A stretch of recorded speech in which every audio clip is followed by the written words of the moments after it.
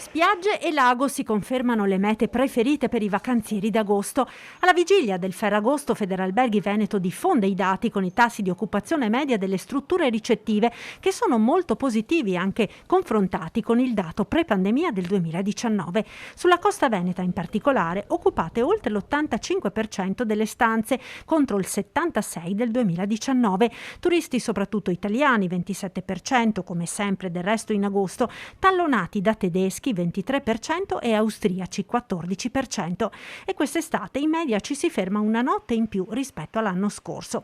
Ottimi dati anche dal lago di Garda, con un tasso di occupazione di oltre il 93%, con i tedeschi che la fanno da padrone anche in un mese come quello d'agosto, non prediletto dai turisti d'Oltralpe. Superiori al 2019 ma leggermente inferiori all'anno scorso i dati degli hotel della montagna veneta, a oltre il 73% d'occupazione, con l'eccezione di Venezia un po' meno bene le città d'arte, che con un 59% di occupazione registrano un leggero calo rispetto all'anno scorso e non ancora ai livelli del pre-Covid.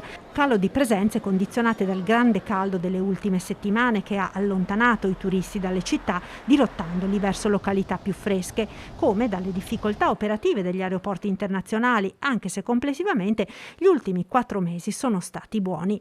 Comunque non è tutto oro quel che luccica. Secondo Federalberghi Veneto è prematuro un eccessivo ottimismo, perché sarà difficile anche un totale recupero dei livelli di occupazione delle strutture pre-pandemia, con gli alberghi che devono fare comunque i conti con l'aumento dei costi delle materie prime e dell'energia e la carenza di personale.